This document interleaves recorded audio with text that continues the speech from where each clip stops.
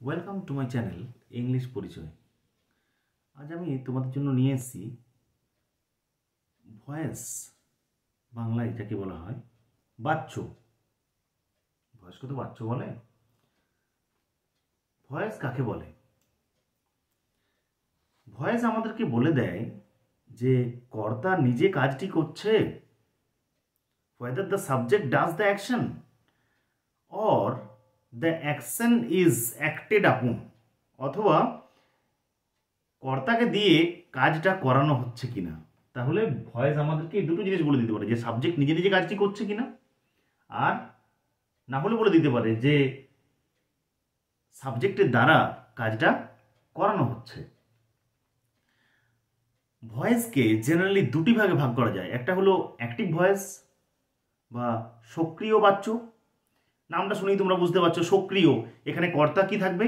কর্তা থাকবে সক্রিয়, কর্তা অ্যাক্টিভ থাকবে, কর্তা নিজেই কাজটি করবে। আর প্যাসিভ ভয়েস, নামটাই শুনে বুঝতে পারছো প্যাসিভ, নিষ্ক্রিয়। সেখানে কর্তা নিষ্ক্রিয় থাকবে, মানে কর্তার দ্বারা কাজটা করানো হবে। ভয়েস চেঞ্জ কাকে বলে? অ্যাক্টিভ ভয়েস থেকে প্যাসিভ ভয়েস অথবা প্যাসিভ ভয়েস থেকে অ্যাক্টিভ ভয়েসে চেঞ্জ করার নিয়মকেই বলা হয় ভয়েস চেঞ্জ। তাহলে আমাদের মধ্যে একটা অনেক সময় তোমার প্রশ্ন থাকে যে ভয়েস চেঞ্জ, স্যার আমি তো টেন্স জানি না, তাহলে ভয়েস চেঞ্জ করতে পারবো না। তাহলে আমি তোমাদেরকে বলবো যে বিশেষ কোনো টেন্স জানার দরকার নেই। ভয়েস চেঞ্জ করতে গেলে 2-3টা টেন্স জানলেই হবে। শুধুমাত্র সেন্টেন্স স্ট্রাকচারগুলো জানতে হবে, কিছু সেন্টেন্স স্ট্রাকচার মাথায় রাখতে হবে, তাহলেই তোমরা ইজিলি ভয়েস চেঞ্জটা করতে পারবে। খুবই সহজ হয়ে যাবে এই ক্লাসটার পরে, আশা রাখছি। তো অ্যাক্টিভ ভয়েস আমরা যদি বলি যে একটা এখানে এক্সাম্পল দিয়ে আমরা দেখিয়েছি, হি হেল্পস মি, সে আমাকে সাহায্য করে। তাহলে হিটা হলো সাবজেক্ট, হেল্পটা হলো ভার্ব, আর মিটা হলো অবজেক্ট। হি হেল্পস মি, সে কাকে সাহায্য করে? বাংলাতে কি বা কাকে দিয়ে ভার্বকে প্রশ্ন করলে যে উত্তর পাওয়া যায় তাকে বলা হয় অবজেক্ট। হি হেল্পস মি, সে আমাকে সাহায্য করে। তাহলে এখানে সে সরাসরি সাহায্য করে আমাকে, তাহলে কর্তা সরাসরি কাজ করছে, কর্তা এখানে অ্যাক্টিভ, তাই এটা হচ্ছে active voice, he helps me এই বাক্যটা। আর এই বাক্যতে I am helped by him, এই বাক্যটা লক্ষ্য করলে তুমি বুঝতে পারবে এখানে সাবজেক্টকে কাজটা করানো হচ্ছে, অ্যাক্টেড আপন। তাই এখানে সাবজেক্ট সক্রিয় নয়, অ্যাক্টিভ নয়, সাবজেক্ট হলো প্যাসিভ। তাই এটা হলো প্যাসিভ ভয়েসের উদাহরণ, I am helped by him. এরপর যে ব্যাপারটাতে চলে আসি যে ভয়েস চেঞ্জ আমরা কি করে করব। সাধারণ যে ভয়েস চেঞ্জ, অ্যাক্টিভ ভয়েস থেকে প্যাসিভ ভয়েসে চেঞ্জ করতে গেলে কতগুলো বেসিক রুলস ফলো করতে হয়। বেসিক রুলস খুবই সহজ একেবারে। সেই রুলগুলো কি কি?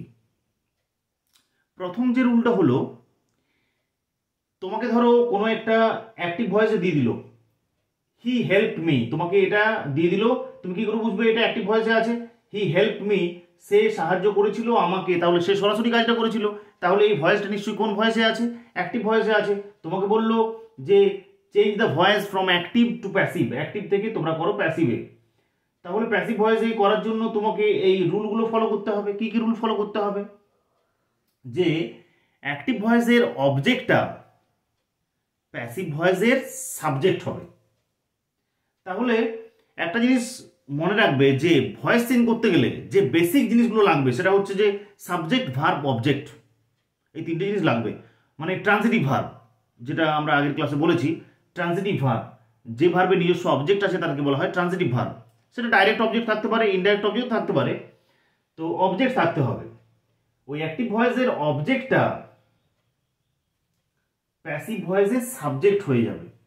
মানে হি হেল্পস মি, তাহলে হিটা হলো সাবজেক্ট, হেল্পসটা হলো ভার্ব, মিটা হলো অবজেক্ট।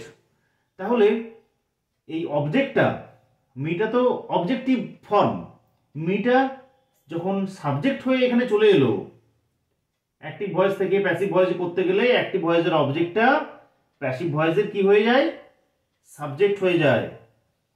তাহলে এটা সাবজেক্ট হয়ে গেল, মিটা কি হয়ে যাবে, মিটা তো অবজেক্টিভ রূপ, আর আইটা হলো তার সাবজেক্টিভ রূপ, আই। এরপর দ্বিতীয় নম্বর যে রুলটা, সেকেন্ড যে রুলটা, এই রুলটা খুবই গুরুত্বপূর্ণ। এই রুলটা যদি তোমরা জানো তাহলে ইজিলি তোমরা যে কোনো ভয়েসিং করতে পারবে। এই রুলটাকে শুধুমাত্র মাথায় রাখবে। দ্বিতীয় রুলটা, কর্তা, টেন্স, পার্সন, নাম্বার এগুলো অনুযায়ী একটি সাহায্যকারী ক্রিয়া বসবে। সাহায্যকারী ক্রিয়া কোনগুলো? সেটা বি ভার্ব হতে পারে, am, is, are, was, were. Have verb হতে পারে, হ্যাভ, হ্যাজ, হ্যাড। ওগুলো সাহায্যকারী ক্রিয়া বা হেল্পিং ভার্ব। সেই একটি হেল্পিং ভার্ব বসবে। ওই হেল্পিং ভার্বটা তোমরা যদি জেনে যাও তাহলে ইজিলি তোমরা ভয়েসিং করতে পারবে। এখানে লক্ষ্য করো এই বাক্যটাকে, হি হেল্পস মি, মিটা আই হয়ে গেল, অ্যাক্টিভ ভয়েসের অবজেক্টটা প্যাসিভ ভয়েসের কি হয়ে গেল, সাবজেক্ট হয়ে গেল। এরপর টেন্স অনুযায়ী, এটা কোন টেন্সে আছে, দুটো টেন্স মনে রাখবে, শুধুমাত্র দুটো টেন্স, বাকি কোনো টেন্স জানার দরকার নেই।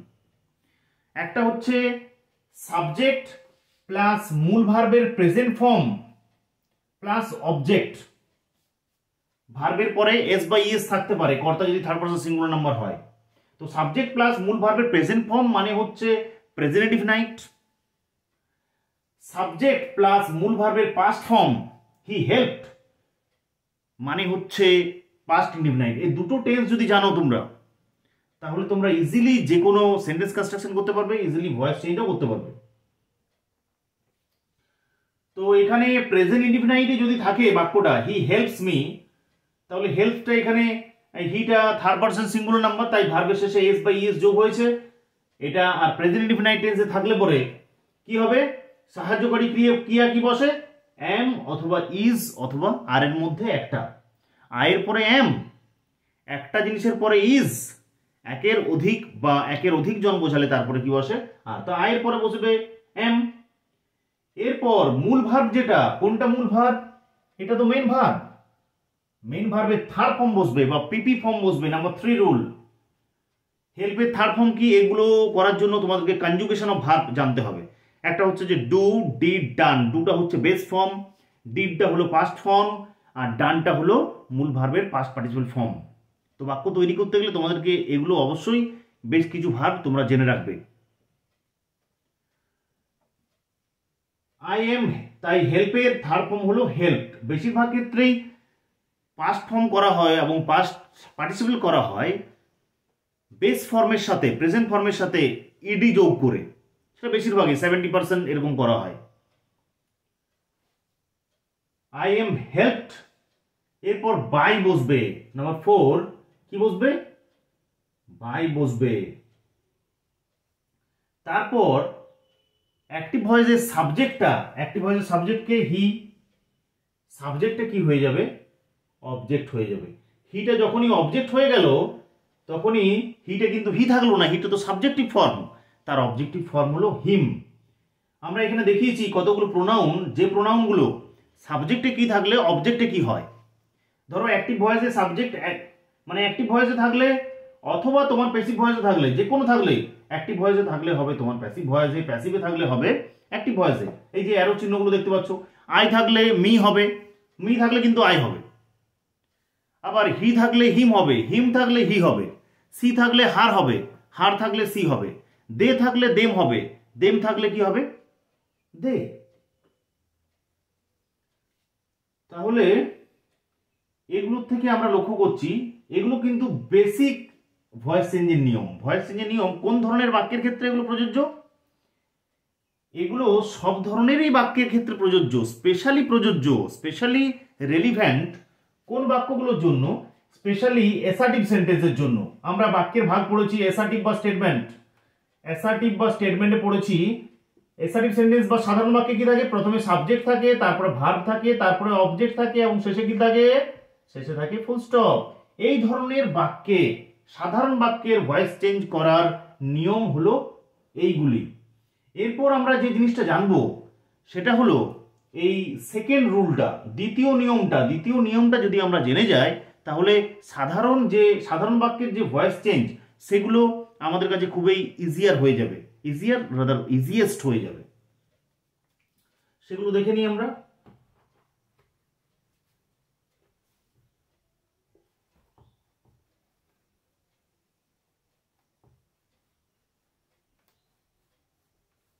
এখানে তিনটা যেহেতু এক্সাম্পল দেওয়া রয়েছে, তাহলে এই তিনটা এক্সাম্পল আমি আগে দেখিয়ে দিই। এই তিনটা এক্সাম্পল আমি নিয়েছি ইনডেফিনাইটের। টেন্সের তো চারটা ভাগ। একটা হলো, টেন্সকে জেনারেলি তিনটি ভাগে ভাগ করা যায়, প্রেজেন্ট, পাস্ট, ফিউচার। আর প্রত্যেকটা টেন্সকে চারটি অংশ ভাগ করা যায়। একটা হলো ইনডেফিনাইট, একটা হলো কন্টিনিউয়াস, একটা হলো পারফেক্ট, একটা হলো পারফেক্ট কন্টিনিউয়াস। এখানে যে তিনটা আমি এক্সাম্পল দিয়েছি অ্যাক্টিভ ভয়েসে, সেগুলো প্রথম বাক্যটা হলো, লক্ষ্য করো তোমরা, সাবজেক্টের পরে কোনো সাহায্যকারী ক্রিয়া নেই। দুটি টেন্সে, মনে রাখবে, দুটি টেন্সে অ্যাক্টিভ ভয়েসে দুটি টেন্সে কি থাকবে না? সাহায্যকারী ক্রিয়া থাকবে না। সাহায্যকারী ক্রিয়া মানে be verb, am is, are, was, were, have verb, have has, had, modal auxiliary, can, could, shall, should, will, would, may, might, এগুলো থাকবে না দুটি টেন্সে। কোন টেন্সে দুটি? একটি হলো প্রেজেন্ট ইনডিফিনাইট টেন্সে কি থাকে? সাবজেক্ট যুক্ত মূল ভার্বের প্রেজেন্ট ফর্ম থাকে প্লাস অবজেক্ট থাকে প্রেজেন্ট ইনডিফিনাইটে। এখানে প্রেজেন্ট ইনডিফিনাইটে এস বা ইএস যোগ থাকতে পারে, হেল্পও থাকতে পারে, হেল্পসও থাকতে পারে, কর্তা থার্ড পারসন সিঙ্গুলার নাম্বার হলে। আর পাস্ট ইনডিফিনাইটে কি হয়? সাবজেক্ট প্লাস মূল ভার্বের পাস্ট ফর্ম থাকে, মানে হেল্পের পাস্ট ফর্ম কি? হেল্প প্লাস অবজেক্ট, মানে হচ্ছে পাস্ট ইনডিফিনাইট। তাহলে দুটো টেন্সে বললাম, একটা হচ্ছে প্রেজেন্ট ইনডিফিনাইট টেন্সে কোনো সাহায্যকারী ক্রিয়া থাকে না, সাবজেক্ট প্লাস মূল ভার্বের প্রেজেন্ট ফর্ম থাকে, অথবা এস বাই এস যোগ থাকে প্লাস অবজেক্ট থাকে। আর পাস্ট ইনডিফিনাইট টেন্সে am is, are, was, were, have has, had, can, could, shall, should, এগুলো থাকে না, সাবজেক্ট যুক্ত মূল ভার্বের পাস্ট ফর্ম থাকে। তাহলে এই দুটির ভয়েস চেঞ্জ আমরা আগে জানবো। তাহলে হি হেল্পস মি, এই বাক্যটাকে আমি আগেই বললাম এটা অ্যাক্টিভ ভয়েসে দেওয়া আছে। তাহলে অ্যাক্টিভ ভয়েস থেকে তোমাকে বলছে প্যাসিভ ভয়েসে করতে, তাহলে কি করব আমি? অ্যাক্টিভ ভয়েসের অবজেক্টটা, হি হেল্পস মি, অবজেক্ট কি করে খুঁজে পাবো বাংলায়? ভার্বকে কি বা কাকে দিয়ে প্রশ্ন করলে আমরা যদি উত্তর পাই তাকে বলবো আমরা অবজেক্ট। তাহলে হি হেল্পস মি, সে সাহায্য করে কাকে? আমাকে। তাহলে আমাকেটা অবজেক্ট, অ্যাক্টিভ ভয়েসের অবজেক্টটা প্যাসিভ ভয়েসে ভয়েস চেঞ্জ করছি আমরা। অ্যাক্টিভ ভয়েসের অবজেক্টে প্যাসিভ ভয়েসের কি হয়ে গেল? সাবজেক্ট হয়ে গেল। আই থাকলে মি হয়, মি থাকলে কি হয়? আই হয়। সেটা বললাম তোমাকে প্রোনাউনের চেঞ্জ গুলো। এরপর কি বসবে? দ্বিতীয় নম্বর নিয়মটা যেটা, সেটা প্রেজেন্ট ইনডিফিনাইট টেন্সে থাকলে, মানে হেল্প বা হেল্পস থাকলে এম অথবা ইজ অথবা আর, আই থাকলে এম হয়, একটা জিনিসের পরে হয় বা একজনকার পরে হয় ইজ, একের অধিক বা অধিকজন বোঝালে আর হয়। তাহলে আই বসেছে বলে এম বসেছে এখানে। এরপরে তো বললাম মূল ভাবে থার্ড ফর্ম, হেল্প, হেল্পড, তারপরে বাই, তারপরে সাবজেক্টটা কি হয়ে গেল? হিটা কি হয়ে গেল? হিম হয়ে গেল, ভয়েস হয়ে গেল। নেক্সট দ্বিতীয় যে বাক্যে বললাম সাবজেক্ট প্লাস মূল ভার্বের পাস্ট ফর্ম যদি থাকে, মানে পাস্ট ইনডিফিনাইট, এত টেন্স, এই দুটো টেন্স শুধুমাত্র জানবে। সাবজেক্ট প্লাস মূল ভার্বের পাস্ট ফর্ম প্লাস অবজেক্ট যখন থাকবে, তখন সেই অবজেক্টটা সাবজেক্ট হিসেবে চলে এলো। ভয়েস চেঞ্জের নিয়ম তো ওটাই, অ্যাক্টিভ ভয়েসের অবজেক্টটা প্যাসিভ ভয়েসের সাবজেক্ট হয়ে গেল, মিটা আই হয়ে গেল। এরপর হেল্পটা পাস্ট ইনডিফিনাইট টেন্সে আছে বলে, পাস্ট ইনডিফিনাইটে আছে তাই আমরা কি বসবে এখানে? এখানে এম অথবা ইজ অথবা আর বসছিল, এখানে ওয়াজ অথবা ওয়্যার বসবে। তাহলে হি হেল্প মি যখন থাকছে ওয়াজ অথবা ওয়্যার, একটা জিনিস বা একজনকার পরে ওয়াজ, একের অধিক বা অধিক জনের পরে ওয়্যার, আয়ের পরে ওয়াজ বসবে। এরপরে তো মূল ভাবে থার্ড ফর্ম বাই, সাবজেক্টটা অবজেক্ট হয়ে যাচ্ছে ওটাই। এরপর আমরা জানবো অ্যাক্টিভ ভয়েসে যদি শ্যাল অথবা উইলের ব্যবহার থাকে, সাবজেক্টের পরে যদি সাহায্যকারী ক্রিয়া থাকে, মানে এইগুলোতে কি হচ্ছিল? সাবজেক্ট যুক্ত মূল ভার্বটা সরাসরি, এখানে কোনো সাহায্যকারী ক্রিয়া ছিল না। কিন্তু এই বাক্যটাকে লক্ষ্য করো, সাবজেক্ট প্লাস সাহায্যকারী ক্রিয়া প্লাস মূল ভার্ব। এরপরের বাক্যগুলোতে যেগুলো দেখাবো, তো কখন কোন সাহায্যকারী ক্রিয়াটা থাকলে, এখানে দ্বিতীয় নম্বর যে রুলটা বললাম ভয়েস চেঞ্জ করার, অ্যাক্টিভ ভয়েস থেকে তোমার প্যাসিভ ভয়েসে, সেই রুলটা, তো তখন কোন সাহায্যকারী ক্রিয়া বসবে সেইটা আমরা যদি জেনে যাই তাহলে ভয়েস চেঞ্জ করতে পারবো। বাকি নিয়মগুলো সেম। এখানে যদি লক্ষ্য করো শ্যাল কিংবা উইল থাকে, তাহলে প্যাসিভ ভয়েস করার সময় শ্যাল বি কিংবা উইল বি বসবে। এই নিয়মটা একই, হি উইল হেল্প মি, লক্ষ্য করো শ্যাল কিংবা উইলের পরে মূল ভার্বের প্রেজেন্ট ফর্ম থাকে সবসময়। তো সে আমাকে সাহায্য করবে, কাকে সাহায্য করবে? আমাকে সাহায্য করবে। তাহলে অ্যাক্টিভ ভয়েসের অবজেক্টটা প্যাসিভ ভয়েসে সাবজেক্ট হয়ে গেল, মি থাকলে আই হয়ে গেল। এরপর আমরা লক্ষ্য করব সাহায্যকারী ক্রিয়া, স্যার বলেছিলেন তো সাহায্যকারী ক্রিয়া শ্যাল কিংবা উইল থাকলে হয় শ্যাল বি হবে, না হলে উইল বি হবে। মনে রাখবে শ্যাল বসে আমি আমরার পরে, আমি আমরা বাদ দিয়ে সবকিছুর পরে বসে উইল, এটা মনে রাখবে। তো আমার পরে কি বসবে? উইল থাকলে যে উইল বি হবে এমন কোনো মানে নেই, উইল থাকলে হবে হয় শ্যাল বি না হলে উইল বি, নির্ভর করছে সাবজেক্টের উপরে। তো বললাম আমি আমরার পরে তো শ্যাল বসে, তাহলে এখানে মিটে যেহেতু আই হয়ে এসছে তাই এখানে কি বসবে? শ্যাল। তাহলে উইল থাকলে অথবা শ্যাল থাকলে হয় শ্যাল বি না হলে উইল বি, তাহলে এখানে শ্যাল বি বসে গেল আই আছে বলে আমি আমরার পরে। তারপরে তো সেই নিয়মগুলো সেম, মূল ভার্বের থার্ড ফর্ম, তারপরে বাই, তারপরে সাবজেক্টে অবজেক্ট হয়ে গেল। বোঝা গেল? এরপর চলে আসি আমরা সেন্টেন্স স্ট্রাকচার, সেটা হচ্ছে কন্টিনিউয়াস টেন্সের। টেন্স যদি নাও বা জেনে থাকি তবু আমি বলে দিলাম, টেন্সগুলো একটু ঝালাই হয়ে যাক। ধরো এখানে বাক্যটা দেওয়া থাকলো, I am eating rice, present indefinite tense. I was eating rice, past indefinite tense, past indefinite sorry এটা প্রেজেন্ট কন্টিনিউয়াস, এটা হলো পাস্ট কন্টিনিউয়াস। আর I shall be eating rice, এটা হলো ফিউচার কন্টিনিউয়াস। যদি আমরা কন্টিনিউয়াস যদি কিছু না জানি তখন আমরা কি করব? ভয়েস চেঞ্জটা করব। সাহায্যকারী ক্রিয়াটা দেখে বললাম আমরা ভয়েস চেঞ্জটা ইজিলি করতে পারবো। তাহলে লক্ষ্য করো আই এম ইটিং রাইস, এটা ভয়েস চেঞ্জ করছি আমরা, আমি ভাত খাইতেছি। টেন্স জানার কোনো প্রয়োজন নেই, আমি কি খাইতেছি? ভাত খাইতেছি। তাহলে অ্যাক্টিভ ভয়েসের অবজেক্টটা প্যাসিভ ভয়েসের কি হবে? সাবজেক্ট হবে, রাইস চলে এলো। এরপর আমরা লক্ষ্য করব সাবজেক্টের পরে সাহায্যকারী ক্রিয়া, সাহায্যকারী ক্রিয়া যদি থাকে এবং মূল ভার্বের সাথে আইএনজি যোগ থাকে, অ্যামিজ আর এবং আইএনজি যদি যোগ থাকে, তাহলে প্যাসিভ ভয়েসে কি হবে? হয় এম বিং, না হলে ইজ বিং, না হলে আর বিং। আয়ের পরে এম বিং, একটা জিনিস বা একজন বোঝালে ইজ বিং, একের অধিক বা অধিকজন বোঝালে আর বিং। তাহলে রাইসটা তো একটা এক বচন, তাহলে রাইসের পরে কি বিং বসবে? আয়ের পরে একমাত্র এম বসে, একটা জিনিস বা একজন বোঝালে ইজ বিং, আইনজি থাকলে কি বসবে? বিং। এরপরে মূল ভার্বের থার্ড ফর্ম, মূল ভার্ব কিন্তু ইটিং নয়, মূল ভার্বটা এসছে ইট, ইটের থার্ড ফর্ম কি? Eat, past form ate, third form eaten. Rice is being eaten. এরপরে তো বাই, তারপরে সাবজেক্টটা অ্যাক্টিভ ভয়েসের সাবজেক্টটা প্যাসিভ ভয়েসের অবজেক্ট হয়ে যাবে। আই থাকলে কি হয়? মি হয়। নেক্সট চলে আসি, I was eating rice, same, আমি ভাত খাচ্ছিলাম। রাইস অবজেক্টটা সাবজেক্ট হিসেবে চলে এলো। ওয়াজ কিংবা ওয়্যার প্লাস আইএনজি থাকলে, আইএনজি থাকলে বিং হচ্ছে, মূল ভার্বের সাথে আইএনজি যোগ থাকলে সেটা বিং হবে। ওয়াজ অথবা ওয়্যার থাকলে হয় ওয়াজ বিং না হলে ওয়্যার বিং। রাইস এর পরে এক বচন বোঝাচ্ছে, তাহলে ওয়াজ বিং হবে, ওয়াজ বিং। মূল ভার্বের third form eat, ate, eaten. By, I থাকলে কি হবে? মি হবে। নেক্সট শ্যাল বি অথবা উইল বি, এটা যদিও এখন ইউজ হয় না। আই শ্যাল বি অথবা উইল বি প্লাস মূল ভার্বের সাথে আইএনজি থাকলে, আইএনজি মানে কন্টিনিউয়াস টেন্স মূল ভার্বের সাথে, তো শ্যাল বি অথবা উইল বি যদি থাকে তাহলে হয় শ্যাল বি বিং প্যাসিভ ভয়েসে, দ্বিতীয় নম্বর নিয়মটা, হয় শ্যাল বি বিং না হলে will be being. Shall be being কার পরে বসে? শ্যাল কার পরে বসে বললাম? আমি আমরার পরে বসে শ্যাল, বাকি ক্ষেত্রে উইল। তাহলে এইটা ভয়েস চেঞ্জ করলে কি হবে?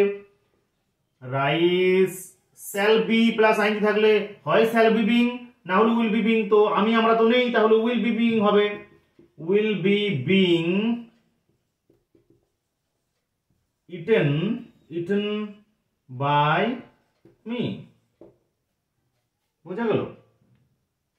তাহলে আইএনজি থাকলেই সেটা continuous, am plus ING, am is are অথবা আইএনজি থাকলে হয় এম বিং, ইজ বিং অথবা are being, was were plus ING থাকলে হয় ওয়াজ বিং না হলে were being, shall be plus will be plus ING থাকলে শ্যাল বি বিং অথবা উইল বি বিং।